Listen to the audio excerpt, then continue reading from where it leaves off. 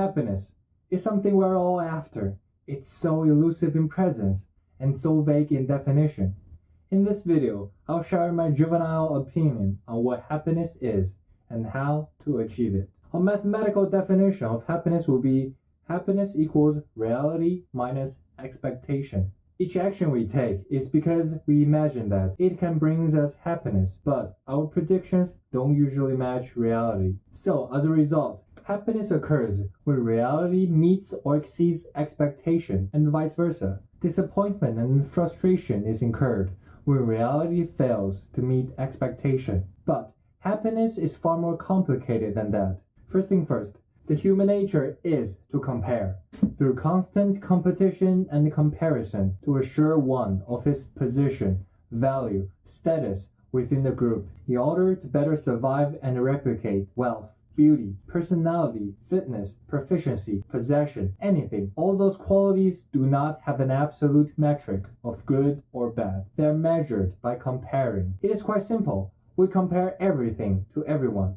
Feel happy if I'm better than you, and feel sad if I'm worse than you. Think about queuing in line. Your happiness does not derive from fewer and fewer people in front of you, but rather more and more people behind you. That's why it's getting harder and harder in the modern days to achieve happiness due to the internet. We're going through much more intense peer competition and comparisons. Decades ago, you compare yourself with the rest of the people in your little town with a population of 10,000 people. It's not that hard to achieve a top-tier position in one field or another. Now you're comparing yourself with strangers from all over the world. No wonder people suffer from unprecedented stress and anxiety. To sum this part up, happiness is not an absolute value, but a relative value.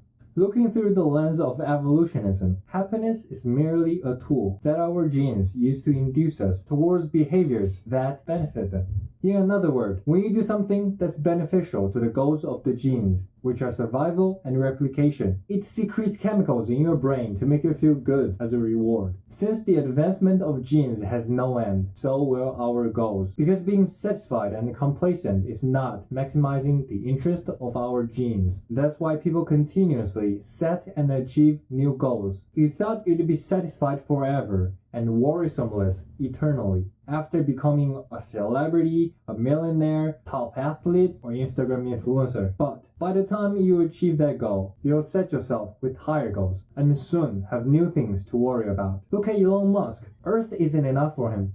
As of now, you must realize that after you reach whatever goal you have right now in mind, you won't be eternally happy. You'll soon adjust back to the normal dopamine level and aim for something higher. That's why, for everyone, dissatisfaction is the default mode of life. Joy and misfortune are only momentary peaks. This concept is perfectly illustrated by the Hypnic adaptation. It shows that rarely there are experiences that can affect us more than 6 months. When good things happen, like winning the lottery or marrying the loved one of your life, you will celebrate a little and then calm down.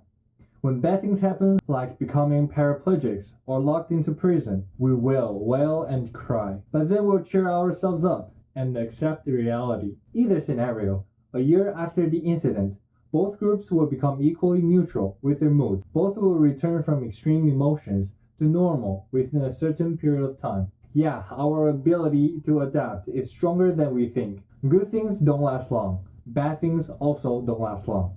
Either way, life's gotta move on.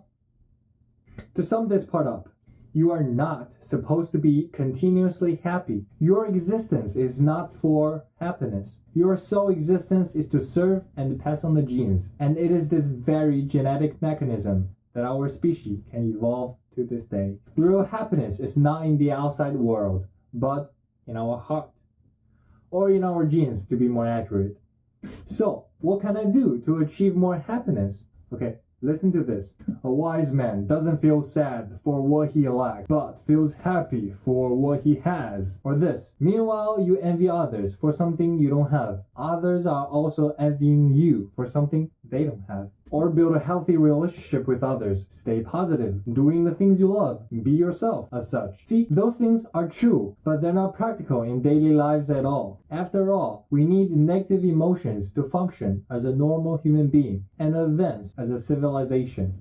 But here's one piece of advice that has helped me a lot. That is, live in the present. Most of the people, they reminisce about the past or dream about the future. They never realize that those little moments, like right now, are what compose our lives. This very second and minute, that this moment is the moment they've been yearning in the past, and the moment they will reminisce about in the future. I once went climbing a mountain with a bunch of new friends. I saw them just rapidly ascend the mountain like it's a competition, and directly go up to the picture point to take a bunch of pictures, and then just turn around and leave without even pausing for a moment to enjoy the beautiful view that is in front of them right now. I don't know what's the point of looking back at those pictures in the future and reminisce about it, meanwhile neglecting to soak up the beautiful views with your eyes when you are present. Most people are unreconciled with the past, uncertain about the future, and indifferent to the day.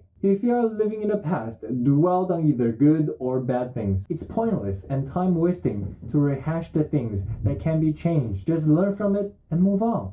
For things in the future, planning will never catch up with changing. Many unprecedented things will occur and invalid all your previous imagination. There's this old Chinese saying, 车到山前必有路. That is to say, despite how unsurmountable and pathless a mountain seems looking from afar, you will find a path once you reach to the bottom of it. You should have realized by now that few of your past concerns actually materialize. Belonging in the present, where you have the most control of, where you're able to feel at ease the most, and that is where happiness flourishes. The way you accomplish it is by the moment you catch yourself being distracted, worried, drifting into the future or the past, you tell yourself to wake up, ground yourself in a moment, and looking for something to savor. For example, like eating. Instead of thinking all the things that might happen or you need to do, or you're desperately trying to bike home as fast as you can and do something on the internet, slow down. Savor the food you're eating. Savor the evening breeze and the passing streets you've been missing all along. You'll soon find interesting details you barely paid any attention to. Life passes by fast. Why always rush forward? Isn't it better to occasionally stop your footsteps and enjoy the views we missed along the way? Every period of life has its own significance. It's neither good or bad. Either case, it should not be contempted or wasted. Change the things you can and savor the things you cannot.